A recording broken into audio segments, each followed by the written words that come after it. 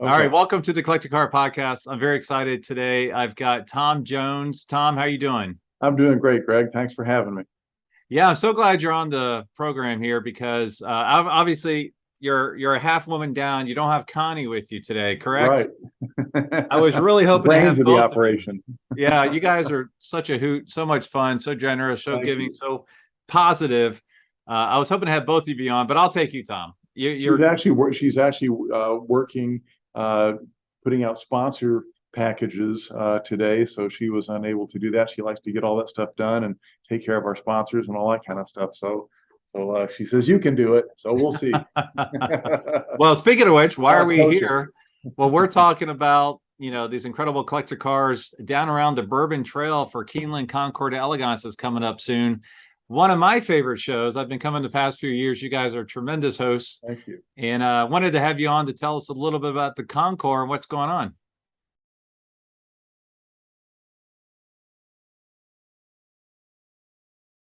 Greg, it's our 20th year, and it's amazing how time flies. We'll also probably hit about 99% positive that we will hit our $1 million mark for the donations to the Kentucky Children's Hospital. Wow. So we're really geeked about that. We are geeked about the group of cars that we have this year. We're also featuring fire trucks, also featuring Cadillac. We have 1908 all the way up to the Blackwing, which is a really cool. And also, please remember that Cadillac placed third and fourth in Le Mans this year. Yeah. So quite an accomplishment, for, again, you always kind of think of Cadillac as the premier or, very high end type of luxury car and all that kind of stuff. But those guys are racers. Wow. Yeah. They really are. And those are some really cool categories you just mentioned, because I know a lot of different concourses they're doing, like, the Porsche to the Corvette thing or whatever. But Right. you guys are working on something a little bit different. And I wanted to kind of go over the layout of the land, because Keeneland's such a cool horse park. I've been there for the races in October. It's Right. just a ton of fun.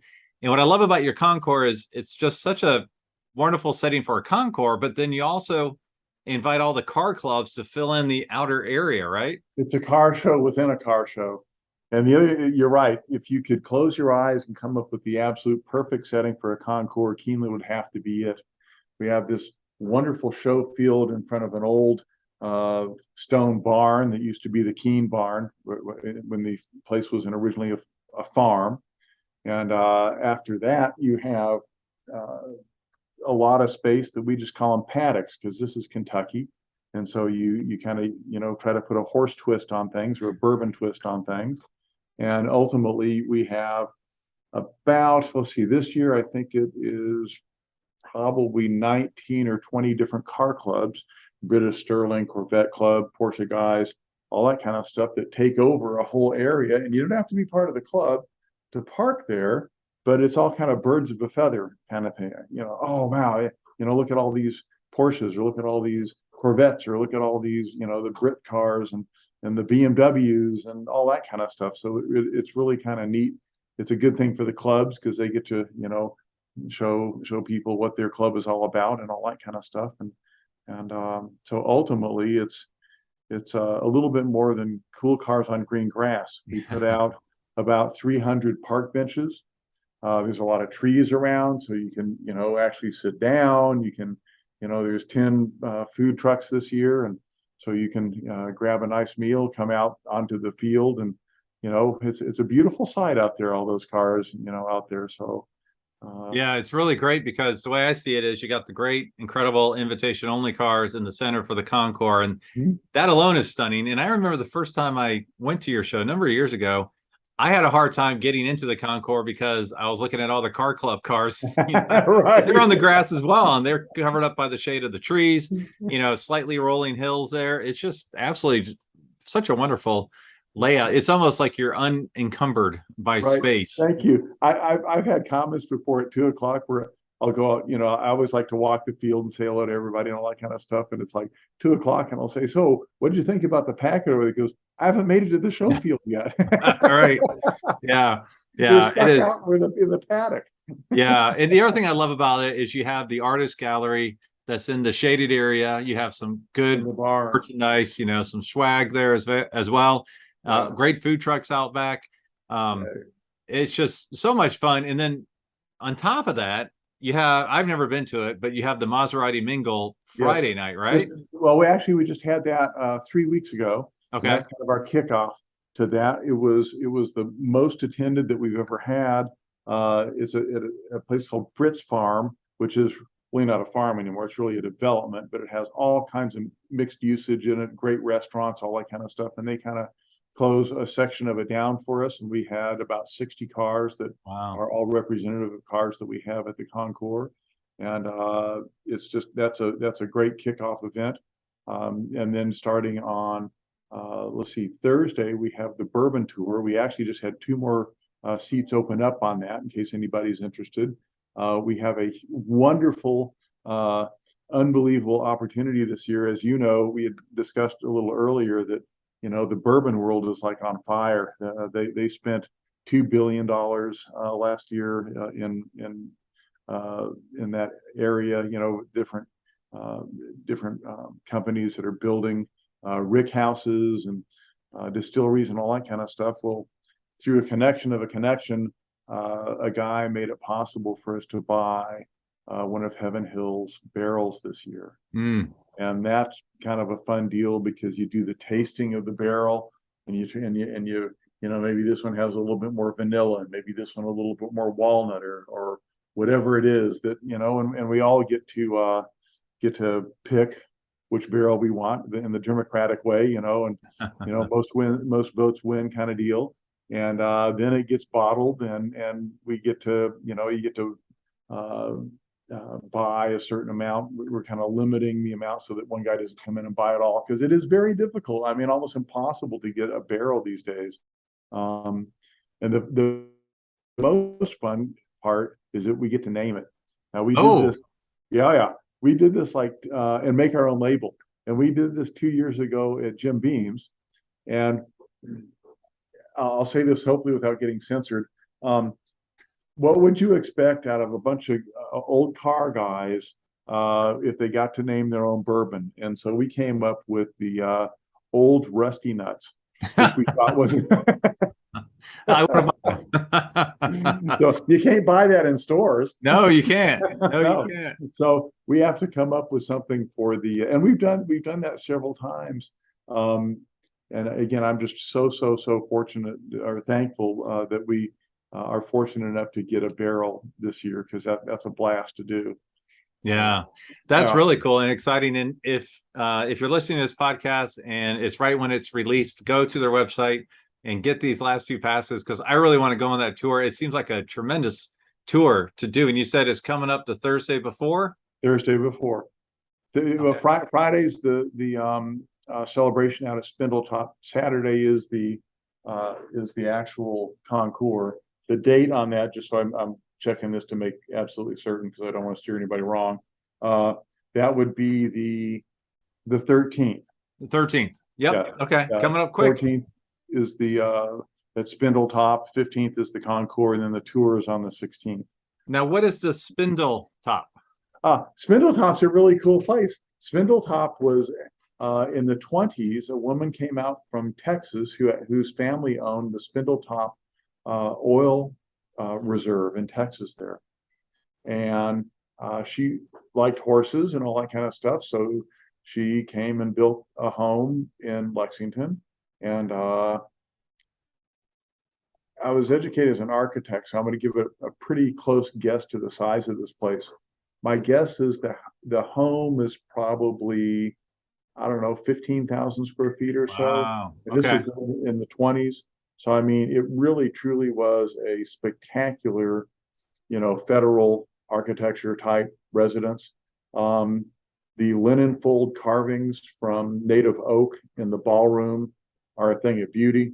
It's a really cool old home that was donated ultimately to the university, and the university allows us to use it for gatherings, or not just us, but I mean, it's used, it's a restaurant, and they put a pool in, all that kind of stuff. But we get the whole thing for our bash on Friday night. And so that's just a celebration of 20 years of service to the car community, so to speak. And having the Kentucky Children's Hospital as our benefactor and all that kind of stuff. We could spend hours, laughing and in some cases crying about some of the things that happened on that. And they're all good things. Yeah. A crying one would be we have a children's choice, and the children's choice is actually picked by children who don't know how much a car costs. They don't know who owns it. They don't know what the manufacturer is. It's just in the eyes of a child, what is pleasing, what is really cool. And a 56 Lincoln one year was picked. Oh, right. And this guy, to this day, you can open up the trunk and it's a shrine. It has the children's award in there. It has all the books in there, blah, blah, blah. I mean, it's like this, mobile shrine that the guy has in the back of his trunk. We had another guy that the wife calls on a Wednesday and says, "I'm sorry, my husband has passed, and we can't go." And it's like, "We're so sorry," and all that. And then she calls on Thursday, says, "We're coming." It's like, okay. Yeah. So they come, and I can't tell the judges this. I can't tell the chief judge this. Don't want to bias anybody on judging and all that kind of stuff. But I go out and look at the cars. I was like, pretty well prepared. As fate would have it, and by the grace of God, the guy and the family actually now wins. Wow. The woman says his last words were, "Please go show the car at Keeneland." Wow. It's like, oh my goodness, this is, Yeah. So it's just and again, for 20 years, we've had stories like this that, we've had junior judges that are now on the regular judges thing. One is an engineer for General Motors. So it's kind of fun to see these little guys that were, 15 years ago or whatever, they were 10 years old and now they've graduated from engineering school and they're going to work, in the car, world and all that kind of stuff. So it's kind of fun to see 20 years in the rearview mirror. That's really cool. I would imagine that also applies to the cars quite a bit. Absolutely. Yeah. We are having Steve Plaster and Amy are bringing the very first car that won. We actually have a kind of like a retrospect year of all the best of. And it's really not the best of, it's just cars that have won the best of show, children's choice, junior judge's choice, best in class, and that type of stuff, just to show people what, they really are kind of the best of the best, right? I mean, but anyhow, so he's bringing the Model J Duesenberg that won the very first. Wow. 12 years ago, Keeneland Concours. Part of the retrospect part of this whole event is looking backwards for 20 years. And the very first guy, or one of the first guys that we had visit us was Don Garlitz, and he brought Swamp Rat. And, talking about impacting young people's lives and all that kind of stuff. Well, Tom, Don's lifelong mechanic, right before the award ceremony kind of goes, "Hey, can we start this thing?" And it's like, that would be so cool. It might be the first and the last Keeneland Concours, but I think you should do that. So he gets the push truck because, it has no starter. And they go down towards the clubhouse at Keeneland, bump starting this thing. And all of a sudden you hear this explosion of this big block, whatever it is, go off. And it's like, man, what was that? And so it turns around and comes back and pulls up right onto the awards area, and there's this 6 or 7 year old boy, and he's got his hat on and all that kind of stuff, and he's like looking, he's this tall, so he's looking right past the headers into Don Garlitz's eyes, and Don kind of looks over like this and blips the accelerator, blows his hat off because and it's like the kid's eyes are like this big and all that kind of stuff. So I hope he turned into a car guy too. How can he not in that situation? Exactly. So I do have an idea for you. I have never been to a Concours where there's a fire truck class, so I want to hear about that. But do the sirens and the bells all at one time. And we're bringing a Dalmatian. Oh, gotta have a Dalmatian. Yes. So yes, under the heading of just kind of always change it up for your audience. One year we had the largest collection of Gold Cup boats ever assembled either in water or not in water. Those guys started that also, which was fantastic. He goes, got a hose? It's like, oh, I know where you're going with this. Yeah, please do. It's a Scripps V12 and a Rolls-Royce V12 and a Packard V12 with exhaust about this long. I mean, ear splitting. It was marvelous. So anyhow, so yes, we will start all, get all the sirens going and all that kind of stuff. But under the heading of, this history of this thing called the automobile and the internal combustion motor, and that's why we have carriages. A lot of people don't, either know or whatever, that Studebaker actually made more Conestoga wagons than they ever made automobiles. Fleetwood, speaking of Cadillac, okay, I mean, there are a lot of companies that still exist to this day that, imagine what that conversation was in the boardroom. Okay, we're making thousands of Conestoga wagons. You want us to build a body for what? Yeah. What do you call it? A car? Yeah. Okay. And then somebody took the risk on that and said, okay, we'll build one, or we'll build, like Fleetwood. There's all these guys that were premier coach and carriage builders that existed into the 30s, in some cases the 40s, of that really got their start when they were making these things for horses. And the instrument of the devil, an automobile was just a glimmer in somebody's eyes. And look how far we've come. I do remember, I think Jay Leno has one. It was one of the earliest fire trucks, and basically it was hinged in the center, and the back half was one of the old fire truck carriages. Instead of a horse up front, they added a two-wheeled motor. It was a hybrid, right? Yeah. So it was like one of the earliest ones that you just don't think about. These were carriages. Now they're trucks and whatever, Part horse, part internal combustion motor. Yeah. Well, I can't wait to see your fire trucks. That's truly amazing. We have some.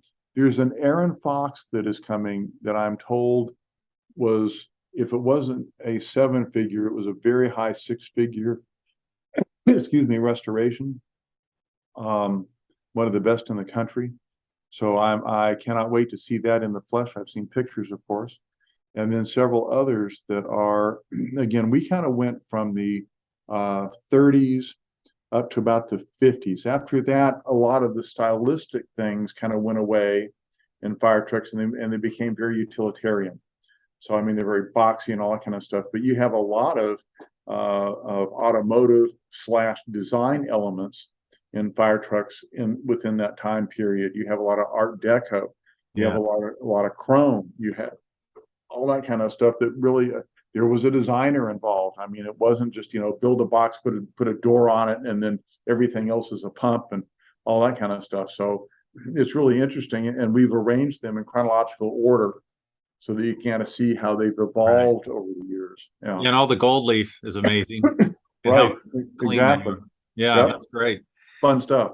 So now the Friday night event, is that still tickets available for? Yes, absolutely. That's out at Spindletop, and the tickets are available on the website. Okay. And it is a, sharply dressed, let's put. Okay, it's not casual, but it's a very elegant place and all that kind of stuff. We also believe, and I think we just got this confirmed last night, that because this house was built in the era of carriages, the gal that Linda that runs kind of the segment of carriages, we believe we're going to have a carriage out there that you can park your car and arrive at this estate in a carriage, much as you would back in the back in the 20s or whatever. So it's a great way to make a grand entrance if you're, it's a and you got to remember, hard to believe, we had the Wells Fargo stagecoach here one time with it's called 6 in hand. So you have 6 reins of horses. 2 in hand would be 2 horses, 4 in hand would be 4, etc. Well, it was a big deal to go across the country, and I think it was 3.5 weeks or whatever it was, and that was the quote unquote Learjet of its time, right? You wanted very you were inside, you weren't out in the sun, you weren't having the wind in your face. I mean, and this was like the best there was, right? This was first class travel, Right. in that time frame. So a lot of the carriages that we get, it's interesting to put your mind back to what those things really were about back then. And that really, it was the mode of transportation by everyone. It was either for just getting around the farm, or it was going out to they had horse races, of course, much like we have automobile races now. But I mean, that was the mode of, mine's faster than yours. Okay, let's go prove it. Right. Kind of deal. So, there's just there's sporty ones. There's ones that were, for the whole family and have your belongings and all that kind of stuff. So because it's horse country here, we really try to, show people that, and also the connection to automobiles. Yeah, no, that's great. That's awesome. I love some of these concours that go out of the box a little bit and trying to find something that is not only historical, tells a history, but is also fun, brings in the next generation as well. So I love that. Agree. That's a great segue, Greg, if you don't mind. Yeah. No, maybe this is the 5th year we've had a class called Fast and Furious. And it's really not Fast and Furious because that's probably copyrighted or whatever, but it's it's the Furious and fast. Yeah, crazy fast. Crazy fast. So Friday night, like we did when I was a kid anyhow, and we go to a place to go cruising, or at least look at each other's cars and all that kind of stuff. Well, that still happens. And 4 or 5 years ago, there were some there were some young people that were down at Main Street, and they had all of their cars that, they were Nissans, and they were Hondas, and they were, of that ilk of the Fast and Furious type automobiles with 1,000 horsepower and Gonzo turbos and lowered and all the stuff that we did to we thought if you turn the air cleaner cover upside down, you gained 2 horsepower. That was like, you were yeah. But ultimately, these guys, we've had cars that they've imported from Japan that they took apart and literally piece by piece had it brought into the country, reassembled it, and it was out on the yard, on the field, the concours field. And the very first year that we had that, a dear friend of mine who's a CCCA ex-president and all that kind of stuff, Classic Car Club of America, is like, what are those people doing here? It's like, well, do me a favor, look over there and squint for just a minute and tell me what you see. And all the kids, right? He goes, I don't know what, I don't get it. I said, that was you 40 years ago. Oh, yeah. Years ago. There's no difference. They're just as passionate about their cars as we were when we were playing with cars, and as he was. I mean, he's a generation or two past me. Yeah. So there's that common thread. We're more similar. We're more alike than we are different. Yeah. And so if you, I mean, one of the absolute most wonderful comments I've ever received on the concours field is the chief judge, Kurt Richards, and I went over to welcome them to the Keeneland Concours and said, guys, if you look around a little bit, just so you know, this is the first time that I'm aware of that a group of, highly modified Japanese import cars, Fast and Furious type cars, have ever been on a legitimate concours field. This is groundbreaking. Yeah. And, controversial in some eyes. And the best comment that I got out of that was one of the guys came over afterward. He goes, Mister, if I knew it was this nice, I would have dressed better. Well, how cool to get that response out of a 20-year-old or a 21-year-old or whatever. It's like, okay, we're going past cars now. So it really is a cool thing. And I think they're with us this year. I think it's a blast to have them there. I think that, they share their passion, and throughout the whole day, you wind up with them talking to some of the guys with the CCCA cars and some of the guys with the muscle cars and all that kind of stuff. And they go, oh, but I didn't know that a turbo was put on a car in 19 whatever it was, or that type of thing. And I mean, once they start talking, those barriers come down, and it's, my hope is that one of these days, a guy in one of those will give a thumbs up to me and my Packard. There you go. Right? I do remember last year that section of the field, and there was I think it was a 300ZX that was heavily modified, but it was so perfect. It was so well done. Like the quality craftsmanship on it was unbelievable. The passion is undeniable. Yeah. Right? And I would argue even more technically complex to do some of very much so. Very much so.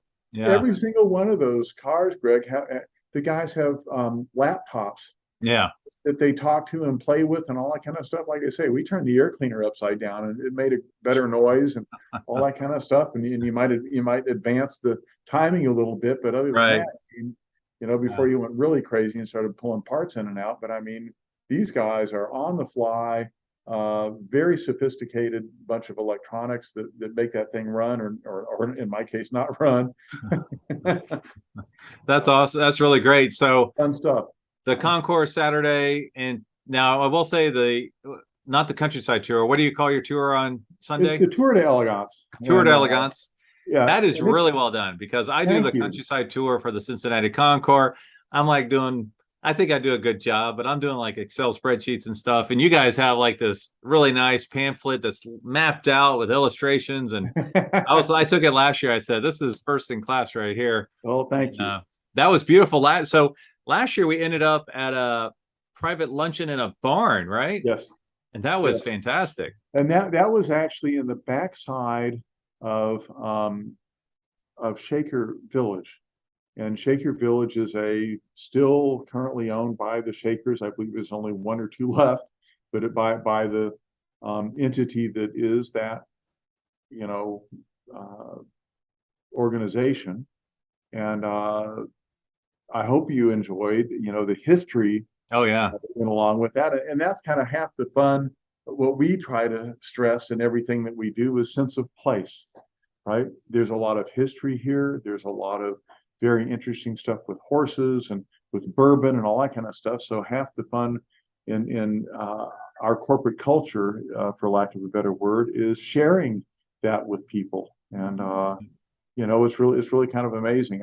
My day job is I sell bearings, so I get to talk to people all over the world, and I get ribbed every once in a while about barefoot and pregnant in Kentucky and all that kind of stuff. Usually my response is I send them a picture of where a lot of the horses live. Yes. Very, very nice. Yeah, fun stuff. Now, so the actual Concours, if my listeners are going down just for that, is Saturday the 15th, correct? Correct. Yes, sir. Okay. Tickets available online at a discount, and then available at the gate if you decide Friday night or Saturday morning we're going to go to this. So in fact, I think you can still buy tickets online late Friday. Okay. And the website is KeenelandConcours.com. Yes. So I appreciate you talking about the Keeneland Concours d'Elegance, but I want to know your passion for cars, specifically Maseratis, but just kind of a little 101 on Tom and Connie and passion for cars. Well, I appreciate that. You got 30 seconds. No, I'm just kidding. Okay, I'll make it real quick. Connie's is pretty straightforward. She's the baby of 13 with 6 brothers and 6 sisters. Wow. Fortunate for Tom, she followed the footsteps of the brothers. So she's a better shot than I am by a long shot, no pun intended. Second, she can probably repair a car better than I can ever, because she reads the instructions. I just start doing this and she's going, did you see this on page 14? And it's like, no, but she reads, whenever we get a car that's new to us, she'll read the manual. And now they're 500-page manuals. Right. And she's really good at doing leather redying and all that kind of stuff. So she's fantastic. I'm a really blessed guy to be married to a gal that really loves cars. Tom's journey with this is I'm an architect by education. So I've always had an eye towards line, towards craftsmanship, and that type of thing. And I grew up in California, so in the epicenter of, I remember seeing, you know, the first Trans Am that didn't have, you know, the bird on the hood. It was a SD 455. Yeah. I remember seeing the first Lotus Europa S2 before the Cosworth, or not the Cosworth, but the special version came out, the black one, and all that kind of stuff. So my very earliest memories are car things, and I've grew up. Let's see, maybe 45 minutes away from Laguna Seca. To the north was what was the name of it then? It was up in Sonoma, and I think it was actually called Sonoma then. And then Riverside, which was down in Southern California. So my dad was a motorhead enough to take us to that. My scoutmaster was a guy named Howard Kading, whose grandson did tryouts for the Indy 500, raced at the San Jose Mile. So all of our scout meetings were at the San Jose Mile. So he raced, they call them outlaws now, I guess we just called them hard tops then, but you know, probably 500 cubic inch motor, 800 horsepower, 4 wheels, a wing as big as the car, and a guy who was fearless that drove the thing on dirt. Yeah. Wow. And, I'll never forget that sound. I'll never forget how much fun we had, you know, doing that. And just really have always been very thankful for growing up in that environment. So I'm sure that, and I don't have many mechanical skills at all, but I sure have an appetite and a desire to learn about things mechanical. I enjoy putzing on the cars that I have, that, you know, this falls apart, blah, blah, blah. I've got a dear friend that helps me with that. And I call him the Pope because he's blesses things and they work. But I just, you know, you know, some people are drawn towards that kind of thing, and I know I am because of those things, because of line, and because of the mechanical aspect of things. So where did the love for Maseratis come about? You know, it's interesting. A lot of things are not driven by what your desires are, but what falls in your lap. That's my love of Mustangs. There you go. See, point and case. So the fact of the matter is, probably 35 years ago, 30 plus years ago, a friend of mine calls up and says, "Hey, give me $900 for a Maserati parts car." And I'm thinking, ooh, that'd make a really cool, it's a parts car, take it apart, I'll make the motor into a coffee table, sell the wheels, I'll be even, life is good. So this thing shows up a year later, and it's a 4.9 SS Ghibli. Wow. Kind of a rare car. The problem is it has holes that you can put both fists through every body panel. Wow. There's this much sand in the bottom. The engine is frozen. Me being at that stage of the game, you know, the eternal optimist, which I am still, I started taking it apart, cleaning everything, all that kind of stuff. And at some point, you get into a project where the little light bulb goes off and says, "Oh, somebody's got to put this back together." Uh-oh. So yeah, so I a logic flaw, right?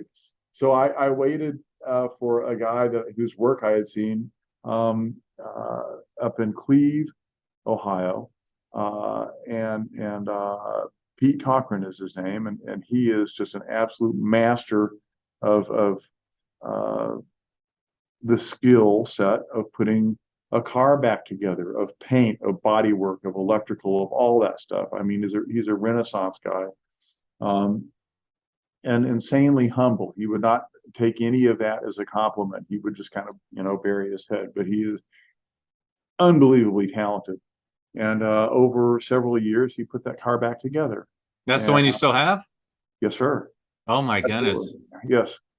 And that was up at Alt Park 2 weeks ago. Yeah. And won best of class, by the way. And so I love that car, and I love when I was taking it apart, it's like it has a heat shield over the slave cylinder. It would have, I mean, all these, again, to a detail guy, to a guy that loves putzing with mechanical things, it's like, wow, these guys were serious. Somebody spent, I mean, there's one guy on the floor in Maserati that beat out a little piece of aluminum and then built a little thing so that it would go over the slave cylinder so it wouldn't have heat buildup. Yeah. It tells me the amount of thought process that they put into it and the amount of craftsmanship. You know, so that kind of started my love for those things. Always wanted a Ferrari also. I mean, to me, they were stablemates. So fast forward to probably 10 years ago, at least, probably maybe a little longer than that. And a buddy out in California, Jay, that was a Maserati fanatic. And so I see in Hemmings one day a supercharged Maserati for sale. It's like, it's got to be Jay's. Mm-hmm. How many supercharged Maseratis are these? So I call up Jay. What do you know? This Tom Jones. Oh, hey Tom, how you doing? You know, what's the deal? He says, well, you know, Barb, his wife, is kind of tired of it and stuck on the side of the road because the thing didn't work. So it's time for me to get something a little more reliable. Blah blah blah. Yeah. So I said I would be honored to have this car. And he said, well, there's more to the story, as there with cars there usually is. And so Barb's car came with it. Another car, which is also a Q of 84 QP3. So one was nitrous with a propane second stage. Yeah. And the other was supercharged with a line Those are crazy. stage rear end and, you know, just wonderful hot rod stuff. And and then you get a parts car because if you have two of those, you need at least another one to keep them running. And so that was part of the deal. And then he had a Merrick SS that I didn't know that he had. And he says, we got to take that too. So it's like, so I think I'm getting one car. I wind up with 4 cars. They're all Maseratis and they are delightful. I was just working on the black one on Jay's car this weekend, just changing out filters and all that kind of stuff. And they make great noises. There's 8 dead cows inside because there's so much leather and all that kind of stuff. They're wonderful cars. I really enjoy them. That's awesome. They're great. Yeah. It's all of a sudden you're a Maserati collector before you know it. Yeah, who knew? Well, Yeah. thank you so much, Tom. I'm really looking forward to it. I was going to come down on Saturday, but now I might have to see if we can come down there on Friday and check out Friday night and, Super. you know, stay till the tour on Sunday. So Outstanding. That'd be fantastic. Well, Greg, I appreciate the always enjoy the time with you and wish you the best on your travels coming up and enjoy your trip out west and say hello to the buffalo for me. yeah. And we'll see you soon.